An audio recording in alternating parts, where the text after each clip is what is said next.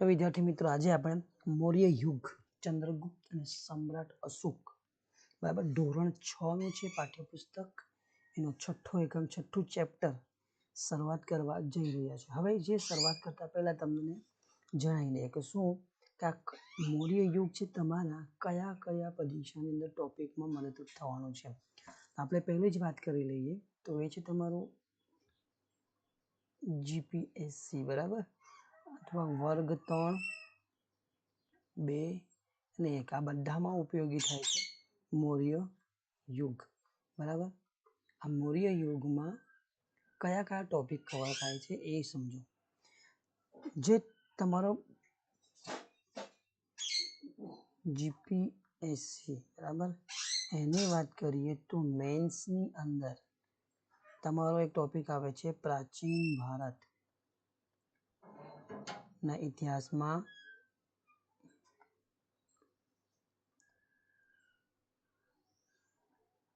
મહત્વપૂર્ણ રાજવંશો। એ રાજવંશોની અંદર એક આવે છે તમારું મૌર્ય વંશ બરાબર। આ ત્યાં ઉપયોગી થવાનું છે। એક મિનિટ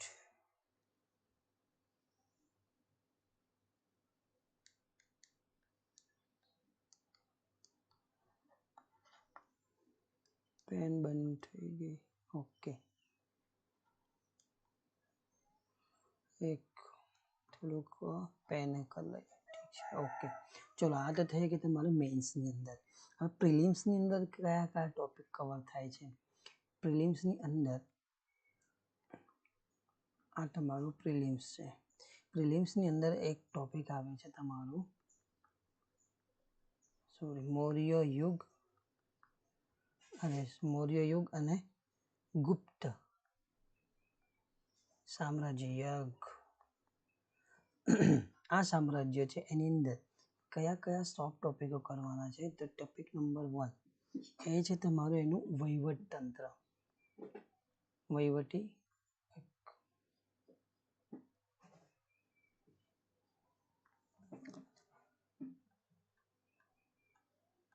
ઓકે બરાબર છે। એક તમારું છે વહીવટી તંત્ર કરવાનું છે। બીજું છે તમારે સામાજિક અને ધાર્મિક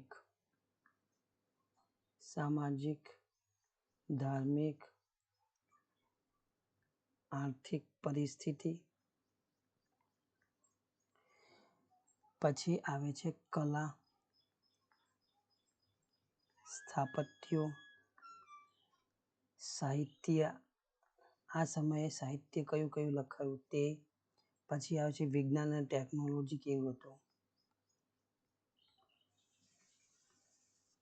બરાબર। તો આટલી બાબતો તમારે આ ટોપિક આવે છે જે ક્યાં બેઝિક તમારું જે બેઝિક છે સમજણ એ અહીંયા પૂરી પાડે છે બરાબર। તો આટલું સમજાઈ ગયું કે આ ટોપિકની અંદર આપણે આટલી વાતોને સમજવાનો પ્રયત્ન કરવાનો છે। ચલો તો એને ભૂસી દઈએ અને શરૂઆત કરીએ બરાબર। તો આપણું જે ટોપિક છે એને સમજવાનું છે બાકી તમારે સિલેબસ તમારી હાથમાં હોય તમે આરામથી એને સમજી શકો છો કયા ટોપિકમાંથી કેટલી વસ્તુ સમજવાની છે। આમાંથી અડધું આવે એવું કશું છે નથી બધું જ સમજવા માટે બધું કેમ કે સમજણ વગરનું કશું હોતું નથી। ચલો મૌર્ય યુગ છે ચંદ્રગુપ્ત અને સમ્રાટ અશોક આ બે રાજાઓ છે મૌર્ય યુગની અંદર મહત્વના છે તે તમને આ એકમની અંદર સમજવાનું છે। હવે જ્યારે સમજવાનું છે ત્યારે તમારી સામે એક આકૃતિ છે આ આકૃતિથી સમજવાનો પ્રયત્ન કરવાનો છે। હવે પહેલાના ટોપિકને પણ આપણે કવર કરતા જઈશું સાથે સાથે કારણ આપણે 1, 2, 3 1, 2, 3, 4 અને 5 આ છઠ્ઠો એકમ છે। આ બધા એકમો ચલાવેલા છે અને વિડીયો છે બનાવેલા છે બરાબર। એની લિંક ડિસ્ક્રિપ્શનમાં હું મૂકી દઈશ તમે એને એક વખત જોજો પછી છઠ્ઠા એકમ પર આવવાનું છે અથવા છઠ્ઠા ચેપ્ટર પર આવશો। હવે આ જે જોઈને તમને લાગે છે કે આ આકૃતિ બરાબર ક્યાં છે સારનાથના સ્તંભ પર આ સિંહની આકૃતિ છે પણ આપણે સમજવા માટે જ્યારે આપણે સિક્કો જોઈએ છે તે સિક્કાની પાછળ હે ને આપણે નાનપણમાં કાટ અને છાપ, દાવ કોનો પહેલો, તો કાટ આવે તો મારો, છાપ આવે તો પહેલાનો. તો આવી રમત રમતા હતા ત્યારે આપણને ધ્યાન છે કે પાછળની બાજુ જે આ સિંહવાળી આકૃતિ છે એને આપણે છાપ કહેતા. અહીંયા જે ઉદાહરણ આપ્યું છે ક્રિકેટની અંદર જે કહેવાય છે ને કિંગ, પાછળ હોય છે એને કિંગ કહેવામાં આવે છે. કોનો દાવ પહેલા આવશે તો એના માટેની વાત છે કે સિક્કો ઉછાળે ત્યારે જલપા બોલ્યો કે કિંગ, એટલે સિક્કામાં હોવાથી જમીન પર કિંગ, અને હેડ એવું કહે છે ને કિંગ અને હેડ, તો કિંગ આવે તો મારો વારો. તો આના પરથી જ્યારે વાત થઈ તો સમજમાં આવ્યું કે જે સિક્કા પાછળ સિંહની આકૃતિ છે એ સિંહની આકૃતિ આવી ક્યાંથી અને ક્યાંથી લેવામાં આવી, એનું મહત્વ શું છે, આ બધી બાબતોને આપણે સ્પષ્ટ વિચાર મનમાં આવતા હોય છે. આ જે સ્તંભ છે મૌર્ય વંશના સમ્રાટ અશોકના દ્વારા નિર્માણ કરવામાં આવેલું છે. ખાસ ધ્યાન રાખેલું, આ સારનાથનો સ્તંભ એ સમ્રાટ અશોકના સમય દ્વારા નિર્માણ કરવામાં આવેલો છે. હવે આની અંદર સમજવાની વસ્તુ એ કે સારનાથથી તમને કશું યાદ આવતું હોવું જોઈએ. શું યાદ આવતું હોવું જોઈએ? જે ચેપ્ટર આપણે કરી ગયા છે 5મા નંબરના ચેપ્ટર, અને 5મા નંબરના ચેપ્ટરમાં જૈન ધર્મ અને બૌદ્ધ ધર્મ. સારનાથ આવે એટલે તમારે શું યાદ આવવું જોઈએ? તમને બૌદ્ધ ધર્મ. બરાબર. અહીંયા ઘડી કોણ? ગૌતમ બુદ્ધને પ્રથમ ઉપદેશ ક્યાં આપ્યો હતો? સારનાથની અંદર આપ્યો હતો. અને આ જે પ્રથમ ઉપદેશ એ કોને આપ્યા હતા? પોતાના 5 બ્રાહ્મણ મિત્રોને આપ્યા હતા. 5 બ્રાહ્મણ મિત્રોને આપ્યા હતા. હવે ત્યાર પછી એમને સારનાથને કઈ જગ્યાએ કઈ તિથિમાં એને જ્ઞાન પ્રાપ્ત થયું તે પણ મહત્વનું છે. આના દ્વારા એને રિલેટ કરીને યાદ કરવાનું રહેશે, કરવું પડશે તો તમને ઇઝી પડશે. હવે જોઈએ સારનાથના સ્તંભથી ગૌતમની વાત યાદ આવી. સારનાથમાં જે ગૌતમ બુદ્ધે જે પહેલો ઉપદેશ આપ્યો એને ધર્મચક્ર પ્રવર્તન એ પણ યાદ આવવું જોઈએ. હવે આટલી વસ્તુ તમારે યાદ હોવી જોઈએ. હવે આગળ વધીએ આપણે તો મૌર્ય સારનાથનો સ્તંભની વાત થાય કે આ સારનાથના સ્તંભમાં તમને ખબર પડે કે આ મૌર્ય વંશના સમ્રાટ અશોક દ્વારા નિર્માણ પામ્યું હતું. તો આ મૌર્ય વંશ વિશે પણ જાણવું એટલું જ મહત્વનું છે. હવે આ જે સિંહની આકૃતિ છે એ આપણો રાષ્ટ્રીય પ્રતીક તરીકે પણ એને સ્વીકારવામાં આવી છે, એ પણ આપણને ખબર હોવી જોઈએ. બીજું મૌર્ય વંશ કેમ? તો મૌર્ય વંશ વિશે માહિતી આપણી પાસે હોવી જોઈએ કે મૌર્ય વંશના સ્થાપક કોણ અને શાસકો. સ્થાપક એટલે પહેલા જેને સ્થાપના કરી છે, એના પછી જેટલા પણ શાસકો થઈ ગયા ઘણા, તો મૌર્ય વંશની અંદર એમાં જે શાસક છે પહેલો છે ચંદ્રગુપ્ત મૌર્ય. આ ચંદ્રગુપ્ત મૌર્ય જ મૌર્ય વંશના સ્થાપક ગણાય છે. ઈસવીસન પૂર્વે 321 થી લઈને ઈસવીસન પૂર્વે 297 ગણવામાં આવે છે. આ એમનો કોનો? ચંદ્રગુપ્ત મૌર્યનો સમય છે. બાળપણમાં તે આ જે ચંદ્રગુપ્ત મૌર્ય વિશેની સ્ટોરી આપણને બધાને ખબર છે, સિરિયલો પણ ઘણી છે કે બાળપણમાં જ્યારે રાજા રાજાની રમત રમતા હતા ચંદ્રગુપ્ત મૌર્ય અને નાનપણમાં, ત્યારે આના વિશે જે માહિતી તક્ષશિલાના આ કૌટિલ્ય ગોત્રના જે આચાર્ય છે વિષ્ણુગુપ્ત ત્યાં જોઈને જોયા કરે છે. અને ચંદ્રગુપ્તની જે ન્યાય આપવાની પદ્ધતિ છે એ જોઈને એ ખૂબ ખુશ થઈ જાય છે અને એને સાથે પોતાની સાથે તક્ષશિલા લઈ જાય છે. તક્ષશિલા લઈ જઈને શસ્ત્ર અને શાસ્ત્રોની તાલીમ આપે છે. ચાણક્યની જ મદદથી અને માર્ગદર્શનથી આ ચંદ્રગુપ્ત મૌર્ય ઈસવીસન પૂર્વે 321માં નંદ વંશના અંતિમ સમ્રાટ છે ધનનંદને હરાવીને મગધની ગાદી સંભાળે છે. હવે આ નંદ વંશ વિશે પણ તમને માહિતી હોવી જોઈએ. એના જે હતા પ્રથમ પદ્મનંદન નંદ, એના ખૂબ ભારતનું પ્રથમ ઐતિહાસિક સામ્રાજ્ય આપણે કયા 16 મહાજનપદ કરી ગયા છે એ તમને જોઈ લેવો વિડીયો, એટલે તમને પિક્ચર ક્લીન થઈ જશે, એટલે સમજણ સારી રીતે પડશે. પૂર્વ 321માં નંદ વંશનો જે અંતિમ સમ્રાટ ધનનંદને હરાવીને મગધની ગાદીને કબજે કરે છે. હવે આ જે વંશો છે એમાં આપણે રાજ્ય વ્યવસ્થા બે બની ગયા, ગણરાજ્ય અને રાજાશાહી. આ છે રાજાશાહીના ઉદાહરણો, એ બેને ખાસ યાદ રાખવું. આમણે ધનનંદને મગધની ગાદી પરથી ઉતારીને આ મૌર્ય વંશની સ્થાપના કરે છે. કોણ? ચંદ્રગુપ્ત મૌર્ય. ચાણક્યની રાજનીતિ અને વહીવટી કુશળતા. વહીવટી કુશળતા અંગે સંપૂર્ણ લાભ ચંદ્રગુપ્તને મળે છે અને ચાણક્ય દ્વારા લખાયેલો છે અર્થશાસ્ત્ર નામના ગ્રંથમાંથી તે સમયના એટલે કે ચંદ્રગુપ્ત મૌર્યના સમયની રાજકીય, આર્થિક અને સામાજિક જીવનની માહિતી અહીંથી મળી રહે છે. ચંદ્રગુપ્તની તમામ સિદ્ધિઓમાં ચાણક્યની મુસ્તેદગીરી અને માર્ગદર્શન એ મહત્વપૂર્ણ ભાગ ભજવેલા છે. હવે જ્યારે એણે સામ્રાજ્ય મેળવ્યું, નંદ વંશની જગ્યાએ પોતે મૌર્ય વંશની સ્થાપના થઈ જાય છે અને આગળ વધે છે, ત્યારે એ સામ્રાજ્ય વિસ્તાર કરે છે. તે સમયે ગ્રીક રાજા સેલ્યુકસ નિકેટરને હરાવે છે. હરાવીને કાબુલ, કંદહાર અને હેરાત અને બલુચિસ્તાન જીતે છે. હવે આ બલુચિસ્તાન જે આ 4 પ્રદેશોની વાત કરો છે એ ક્યાં? અફઘાનિસ્તાન. એટલે કે અફઘાનિસ્તાન પર તે સમયે કોનો રાજા હતા? રાજા સેલ્યુકસનું સામ્રાજ્ય હતું. એને હરાવીને આ અફઘાનિસ્તાનના જ્યારે કાબુલ, કંદહાર, હેરાત અને બલુચિસ્તાનને કબજે કરવામાં આવ્યા. ચંદ્રગુપ્તની બહાદુરીથી પ્રભાવિત થઈને આ સેલ્યુકસે પોતાની પુત્રી કઈ હેલિનાને ચંદ્રગુપ્ત સાથે પરણાવે છે. અને આ જે સેલ્યુકસ નિકેતરનો રાજદૂત છે એ મેગસ્થનીસ, રાજદૂતનું નામ છે મેગસ્થનીસ, એ પોતે એના ચંદ્રગુપ્ત મૌર્યના દરબારમાં મોકલે છે. આ મેગસ્થનીસને જે આવે છે પાટલીપુત્રમાં રોકાણ કરે છે અને ત્યાં ઇન્ડિકા નામની પુસ્તક લખે છે, જેમાં મગધ સામ્રાજ્યનું પાટનગર અને તેના વહીવટ વિશેની અગત્યની આધારભૂત જાણકારી મળે છે. હવે તમારે વિસ્તારથી સમજવું હોય ને તમારે નકશા દ્વારા સમજવું પડે, તો એને નકશા દ્વારા જો સમજો.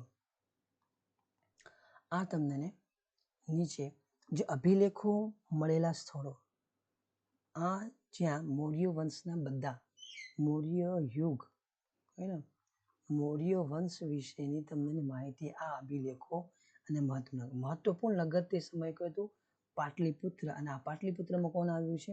મેગસ્થનીસ, સેલ્યુકસ નિકેતરનો રાજદૂત. બરાબર. રાજદૂત કોને કહેવાય છે? એની પર આખા અથવા તો એલચી, એને આગળ સમજીશું. મહત્વપૂર્ણ નગર પાટલીપુત્ર હતું. હવે તમે જો દક્ષિણ ભારતથી લઈને ક્યાં સુધી છે? લંપક, કંદાર, માનસેરા, શાહબાઝગઢી, આ બધા વિસ્તારની અંદર તે સમયે મૌર્ય સામ્રાજ્ય આખું વિસ્તરેલું હતું. અહીંયા આગળ તમે સમજો કે મૌર્ય સામ્રાજ્ય યુગના મુખ્ય નગર અને અભિલેખો મળેલા સ્થળ, આ બધી જગ્યાએ તમને સંપૂર્ણ ભારતની અંદર અભિલેખો મળ્યા છે. અને એક બીજું નગર છે તમારું તે તક્ષશિલા. બરાબર. અહીંથી લઈને આખા, બરાબર, અહીંયા મેગસ્થનીસ હતા. તો તમે કહી શકો કે એનું સામ્રાજ્ય કેટલું વિશાળ હશે. પછી જો કે ઇન્ડિકામાંથી મગધ સામ્રાજ્યની પાટનગર વહીવટ વિશેની માર્ગદર્શન આપણને મળી રહે છે. હવે એનો રાજ્ય વિસ્તાર, જે રાજ્ય વિસ્તારને સમજવું હોય, ચંદ્રગુપ્તે પોતાની વીરતા અને ચાણક્યની રાજનીતિક કુશળતાને લઈને સત્તા પર પ્રસાર જમાવ્યો અને ભારતને એક સાર્વભૌમ સત્તા સ્થાપવાનો તેણે પ્રયત્ન કર્યો હતો. ઉત્તરમાં જોઈએ, ઉત્તરની અંદર અફઘાનિસ્તાન, પેશાવર, કંધારથી લઈને પૂર્વમાં બંગાળ સુધી તેનું શાસન હતું. પશ્ચિમ ભારત પર એની સત્તા હતી. સૌરાષ્ટ્રમાં પણ તેનું શાસન હોવાથી સૌરાષ્ટ્રની અંદર પુષ્યગુપ્ત નામનો કે વૈશ્ય અમાત્યને ત્યાંના રાષ્ટ્રીય એટલે કે રાજ્યપાલ તરીકે નિમ્યો હતો. કોને? પુષ્યગુપ્તને. અને આ પુષ્યગુપ્ત તમારું શું સુદર્શન તળાવનું નિર્માણ કરાવે છે. તમારો પૂછાયેલો પ્રશ્ન છે. કોણે બંધાવ્યું હતું? પૂછાઈ ગયેલો છે વર્ગ 3 ની અંદર. સૌરાષ્ટ્રની અંદર ગિરિનગર એટલે કે હાલનું જુનાગઢ, એ ગિરનાર પર્વતમાંથી નીકળતી નદી પર બંધ બાંધીને શું સુદર્શન તળાવનું નિર્માણ કરાવ્યું હતું. આ તો થઈ તમારો ઉત્તર અને પૂર્વ ભારત. ઉત્તર અને પૂર્વ ભારતની વાત. દક્ષિણ ભારતની અંદર જોઈએ તો કોકણ, કર્ણાટક, મહારાષ્ટ્રમાં પણ એનું આવ્યું. પછી વાયવ્યમાં છેક જોઈએ તો એ પશ્ચિમ ગાંધાર જે અફઘાનિસ્તાન સુધીનો પ્રદેશ પણ ચંદ્રગુપ્ત સત્તા મેળવી હતી. ભારત પર મૌર્ય સામ્રાજ્ય સાર્વભૌમ સત્તા તે સમયે પ્રવર્તી હતી. હવે તમે નકશાથી ફરી એક વખત સમજી શકો છો ક્યાં ક્યાં સુધી. અહીંથી તમે અફઘાનિસ્તાનથી લઈને પશ્ચિમ બંગાળ સુધી એનું સામ્રાજ્ય હતું. પછી ઉપરથી લઈને ઉત્તરથી લઈને તમે સીધા દક્ષિણ સુધી બ્રહ્મગીરી સુધી એનું સામ્રાજ્ય વિસ્તરેલું હતું. ગુજરાતમાં પણ ગિરનારમાં હતો એક અભિલેખ મળ્યો. હવે રાજદૂત એટલે એલચી, આ તમને આપેલું છે. રાજદૂત અથવા તો એલચી એટલે કે એક રાજ્યને બીજા રાજ્યમાં મોકલવામાં આવેલો પ્રતિનિધિ. ભારતમાં આવેલા અન્ય દેશોને એલચીની કચેરીઓ કાર્ય વિશે, એટલે આ તમારે શું તમને સમજવાનું છે. હમણાં જે હાલ એમ્બેસેડર કહો છો તમે, એક દેશ પોતાના પ્રતિનિધિ તરીકે પોતાના એક પ્રતિનિધિ મૂકતા હોય છે. જેમાં આપણા પ્રતિનિધિ યુએસમાં હોય છે, અરબ અમીરાતમાં પણ હોય છે. તેના દેશના પણ એક પ્રતિનિધિ અહીંયા આગળ આપણે અહીંયા હોય છે. ચંદ્રગુપ્ત તેના જીવનનો અંતિમ સમય, હવે જોજો, જૈન મુનિ ભદ્રબાહુ સાથે મૈસૂર એટલે કર્ણાટકના શ્રવણબેલગોળામાં વિતાવ્યો હતો અને ઈસવીસન પૂર્વ 297 તેનું મૃત્યુ પામ્યું. 24 વર્ષ સુધી તેમણે શાસન કર્યું અને તે જૈન ધર્મને અપનાવ્યો. વાત આપણને કહે જૈન પુરાણોમાંથી મળે છે. સારનાથમાં, ફરી કહું છું, સારનાથમાં બૌદ્ધ ધર્મનો એટલે ગૌતમ બુદ્ધે પ્રથમ ઉપદેશ આપ્યો, તો એને રિલેટ કરતા જજો. અને એવું નહીં સમજતા કે બૌદ્ધ હશે એટલે ત્યાં એમને બૌદ્ધ ધર્મ, ના, ચંદ્રગુપ્તે જૈન ધર્મ અપનાવ્યો છે એવું જૈન પુરાણોમાંથી માહિતી મળે છે. આ પણ સમજો. ભારતમાં મૌર્ય વંશની સ્થાપનાનો પહેલો ઇતિહાસ એ આદ્ય ઇતિહાસ તરીકે ઓળખાય છે. આ તમારે ખાસ મૌર્ય વંશની સ્થાપનાના પહેલા, મૌર્ય વંશની સ્થાપના પછીનો સમયને ઇતિહાસ એટલે કે આદ્ય ઇતિહાસ ગણવો હોય તો કોણ? મૌર્ય વંશ પહેલાનો જે ઇતિહાસ છે એને આદ્ય ઇતિહાસ તરીકે ઓળખવામાં છે. મૌર્ય વંશની સ્થાપના ચોક્કસ અને આધારભૂત માહિતી આપણને વિવિધ સ્ત્રોતમાંથી મળે છે. ચંદ્રગુપ્ત મૌર્ય દ્વારા વિષ્ણુગુપ્તની મદદથી સ્થાપવામાં આવેલું સામ્રાજ્ય, કયું? મૌર્ય સામ્રાજ્ય ભારતનું પ્રથમ ઐતિહાસિક સામ્રાજ્ય ગણવામાં આવે છે. મૌર્ય વંશ વિશેની જાણકારી કઈ કઈ સ્ત્રોતોમાંથી મળે છે? તો પહેલું છે અર્થશાસ્ત્ર કોનું? તો આચાર્ય વિષ્ણુગુપ્ત ચાણક્ય, એને કૌટિલ્ય પણ કહેવામાં આવે છે.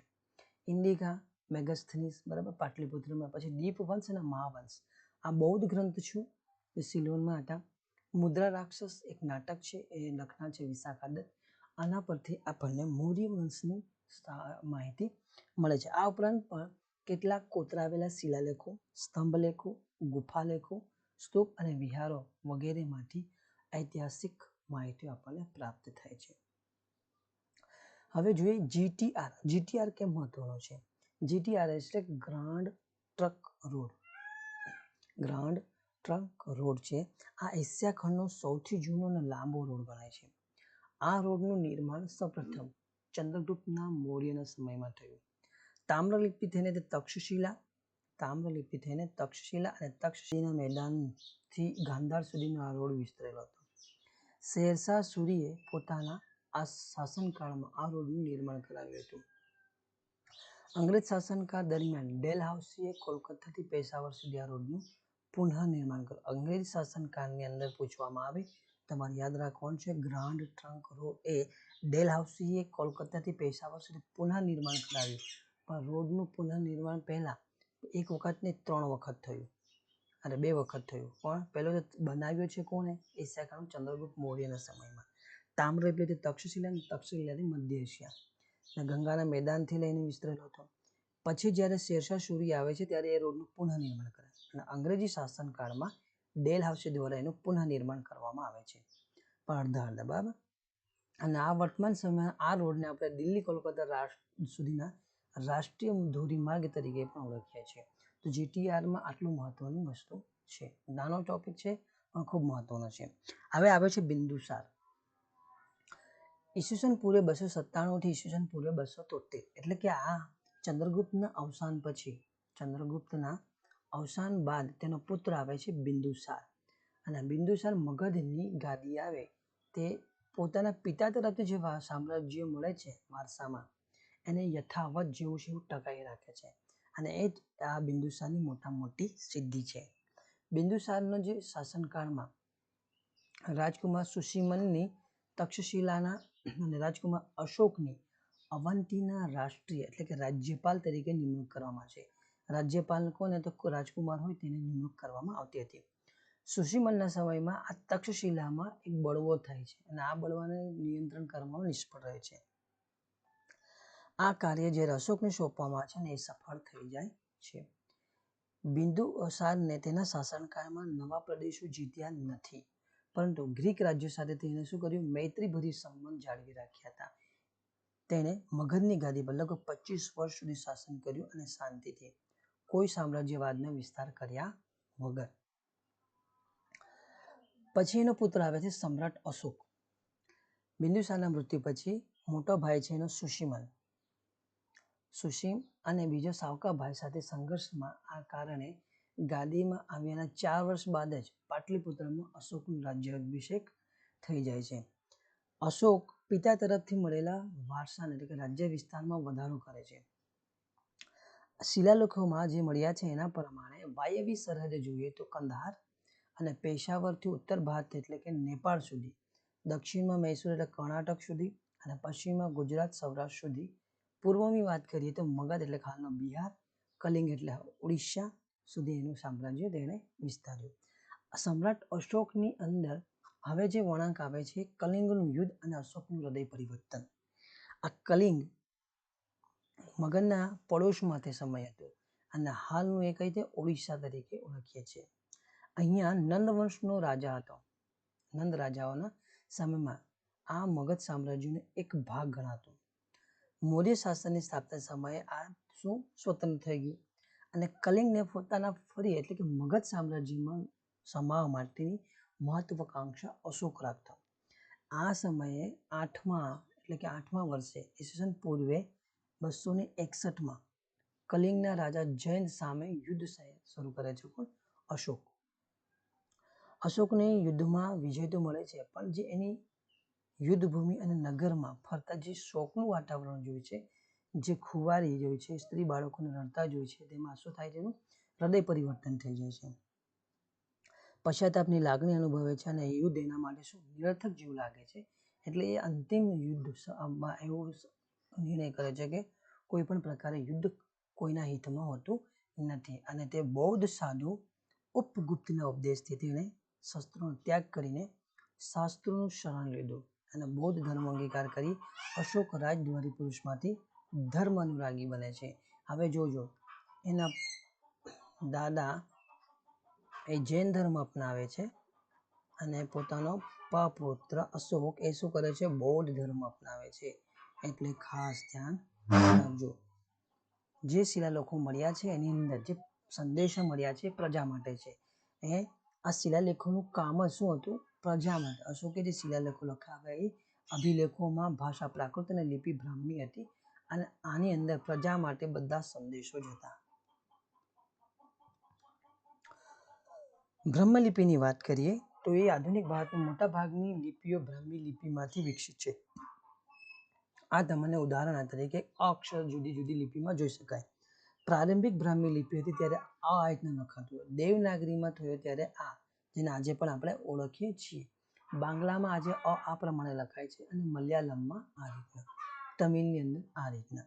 તમે એની આકૃતિને ધ્યાનથી જોશો તો આ વિકસિત આકૃતિ જેવા જ બધા થોડા થોડા મળતા આવતા હોય એવું લાગે છે.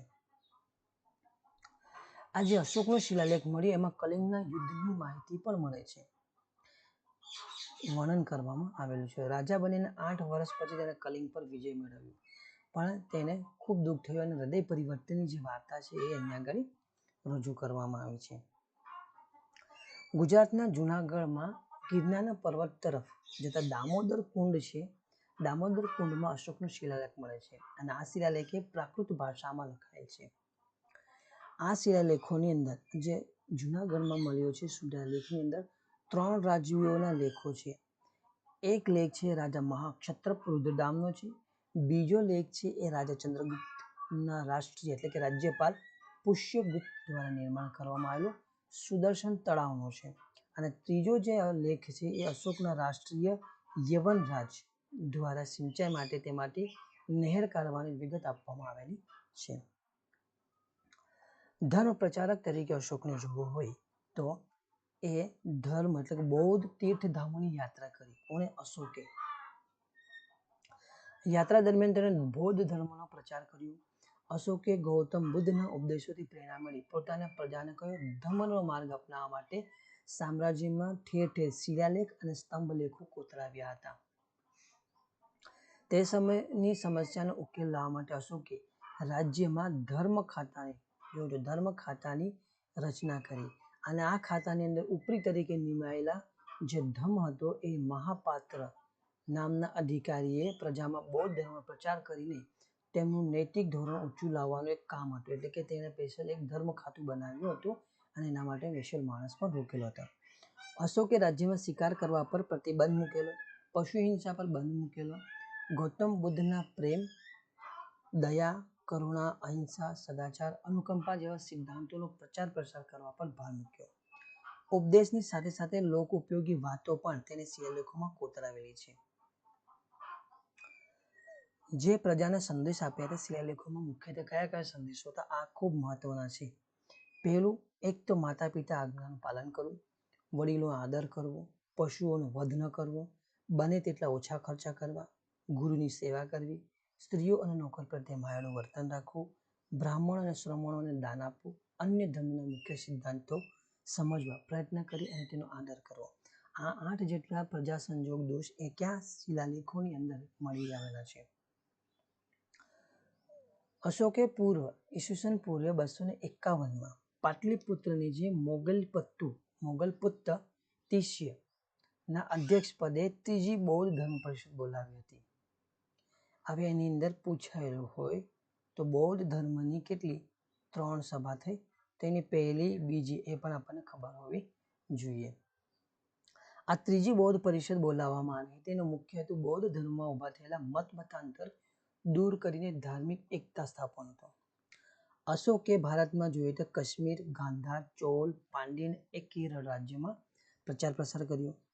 સમ્રાટ અશોકે બ્રહ્મદેશ એટલે કે મ્યાનમાર, સિલોન એટલે શ્રીલંકા, સિરિયા, ઇજિપ્ત, મેસેડોનિયા વગેરે દેશમાં ધર્મ પ્રચાર માટે ધર્મ પ્રચારક મંડળો મોકલ્યા. અશોકનો પુત્ર મહેન્દ્ર અને પુત્રી હતી સંઘમિત્રા, એને પણ બૌદ્ધ ધર્મના પ્રચાર માટે સિલોન એટલે કે શ્રીલંકા મોકલ્યા. આમ અશોકને જોવા જઈએ તો શાસન દરમિયાન તેણે બૌદ્ધ ધર્મને રાજ્યાશ્રય આપ્યો. અશોકે ધર્મ પ્રચાર ઉપરાંત પણ પ્રજા કલ્યાણના કાર્યો કર્યા છે. અશોકે માનવ અને પશુઓની સારવારની વ્યવસ્થા મૂકી, કૂવા ખોદાવ્યા, વૃક્ષો રોપાવ્યા, રસ્તા બનાવ્યા અને વિશ્રામ ગૃહનું નિર્માણ કરાવ્યું. આ ગુણોના લીધે જ તેના કાર્યને લીધે ઇતિહાસમાં મહાન રાજવી તરીકે સ્થાન ધરાવે છે. ઈસવીસન પૂર્વ 232માં સમ્રાટ અશોકનું અવસાન થાય છે અને એ 36 વર્ષનું શાસન પૂર્ણ કરે છે. હવે જોઈએ મૌર્ય યુગનું વહીવટતંત્ર. ચંદ્રગુપ્ત મૌર્યએ વિશાળ સામ્રાજ્યનું નિર્માણ તો કર્યું, પણ આ વિસ્તાર જે હતો સમ્રાટ અશોકે કર્યો. ચંદ્રગુપ્ત મૌર્યએ સામ્રાજ્ય નિર્માણ તો કર્યું, એનો વિસ્તાર કોના દ્વારા થયો? સમ્રાટ અશોક દ્વારા થયો. મૌર્યએ સામ્રાજ્યના વિભાગ પાડી તેને સુવ્યવસ્થિત વહીવટ ચલાવવા માટેનું તેને આયોજન કર્યું. કોણ? ચંદ્રગુપ્તના મુખ્યમંત્રી અને પ્રખર રાજનીતિજ્ઞ હતા વિષ્ણુગુપ્ત ચાણક્ય. એટલે કે કૌટિલ્ય દ્વારા આ સમયે વ્યવસ્થિત કયું વિભાગો પાડીને રાજ્ય વહીવટ કરવામાં આવ્યો. આ સમયે વહીવટતંત્રના મુખ્ય 3 વિભાગો એટલે કે અંગો હતા. એક કેન્દ્રીય, પ્રાંતીય અને પ્રાદેશિક. સ્થાનિક, જેને પ્રાદેશિક એટલે સ્થાનિક પણ કહે. કેન્દ્રીય વહીવટતંત્રની વાત કરીએ તો એમાં શાસન વ્યવસ્થા કેન્દ્ર સ્થાને હતી. આ વ્યવસ્થાની અંદર એક તો વહીવટ, લશ્કરી અને ન્યાયતંત્રનો વડો હતો. કોણ? રાજા. વહીવટી, લશ્કરી અને ન્યાયતંત્રનો વડો કોને? રાજા હતો. આ પદ છે ને વંશ પરંપરાગત હતું. અને ફરી યાદ કરાવું છું કયું? આ સામ્રાજ્યવાદી એટલે કે રાજાશાહી શાસન હતું, ગણરાજ્ય નહીં. પાટલીપુત્ર અને તેના આજુબાજુના પ્રદેશો સમ્રાટના સીધા અંકુશમાં રહેતા. મંત્રીઓ અને ઉચ્ચ અધિકારીઓની મદદથી વહીવટ ચલાવાતો. ચાણક્યએ કુલ 18 ખાતાઓ દર્શાવ્યા છે. આના ખાતાના મુખ્ય ઉપરીને વડા તરીકે ઓળખવામાં હતા. આ ખાતાની અંદર જોઈએ જેટલા 6 જેટલા ખેતી વિભાગનું ખાતું એટલે કે વિભાગ હતા, એમાં જે ઉપરી હતા એને સીતાધ્યક્ષ નામથી સંબોધવામાં પદ સીતાધ્યક્ષ હતું. લશ્કરી ખાતું હતું, એના જે વડો હતો એ સેનાની કહેવાતું. ન્યાય ખાતું હતું, એના પ્રદેશત્રી અથવા મુખ્ય ન્યાયાધીશ તરીકે ઓળખવામાં આવતું. વ્યાપારી ખાતું હતું, એનો વડો પણ્યાધ્યક્ષ તરીકે ઓળખાતા.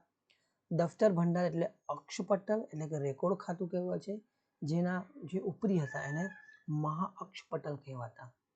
મુદ્રા એટલે કે પાસપોર્ટ ખાતું હતું એના જે ઉપરી કે વડા હતા એને મુદ્રા અધ્યક્ષ કહેવામાં આવે. આ ખૂબ મહત્વનું છે, આને ખાસ યાદ કરવું. પછી બ છે પ્રાંતીય વહીવટી તંત્ર જોઈએ. પ્રાંતીય એટલે કે નીચે જેના લોકલ ને આના માટે જે ખાતરના 5 વિભાગ વહીવટ માટે પ્રાંતની અંદર પણ 5 પેટા પ્રકાર બનાવવામાં આવ્યા હતા. પ્રાંતના એટલે કે મંડળ કે વિભાગનો જો વડા હતો એ રાજ્યપાલ હતો. અને રાજ્યપાલને બીજું રાષ્ટ્રીય અને આનો કોણ હોય છે? રાજકુમાર જ હોય છે કે તો મહામત્ય. આ પદ પર મોટાભાગે રાજકુમારની નિમણૂક કરાતી. રાજ્યપાલનું કાર્ય સમગ્ર પ્રાંતમાં શાંતિ વ્યવસ્થા જાળવવાનું, કરવેરા ઉઘરાવવા, રાજાના આદેશનું પાલન કરાવવું, પ્રાંતના બનતા બનાવો એટલે કે સમ્રાટ એટલે કે કેન્દ્રને સતત વાકેફ રાખવાનું કામ એમનું હતું. પ્રાદેશિક વહીવટતંત્ર એટલે કે સ્થાનિક વહીવટતંત્રની અંદર જોઈએ તો પ્રાંતને વહીવટની સરળતા માટે જે આ પ્રાંત હતું એને આહાર એટલે કે જિલ્લા, સ્થાનીય અથવા તો આહારના પ્રદેશને એટલે કે સંગ્રહક, જેને આપણે તાલુકા તરીકે ઓળખીએ છીએ, એની અંદર વહેંચવામાં આવ્યા. આહારનો જે અધિકારી રાજુક કે આહાર પદ્ય તો સ્થાનિક હોય છે, અને પ્રદેશોનો અધિકારી એ પ્રાદેશિક, જેને ગોપ કહેવામાં આવે છે. વહીવટતંત્રનું નાનામાં નાનું એકમ એક ગામ હતું તે સમયે. ગામ નહીં પણ ગ્રામ. તેના ઉપરી એ જે ગ્રામનો જે વડો હતો એને ગ્રામીણ કહેવાતા. ગામના ચૂંટાયેલા સભ્યોની સમિતિની મદદથી આ ગ્રામનો વહીવટ ચલાવતો હતો. હવે જોઈએ સમ્રાટ અશોકનો ઉત્તરાધિકારીઓ તથા મૌર્ય વંશનું પતન. અશોકના મૃત્યુ બાદ તેના ઉત્તરાધિકારીઓ વિશે બ્રાહ્મણ, જૈન અને બૌદ્ધ ગ્રંથોમાંથી જુદી જુદી માહિતી મળે છે.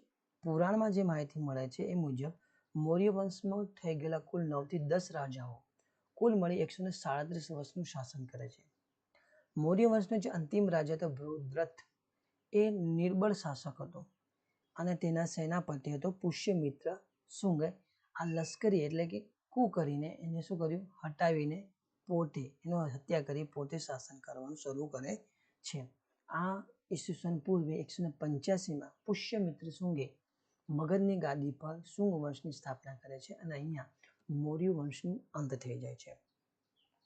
તો ધ્યાનમાં આવ્યું હશે કે તમને આ મૌર્ય યુગ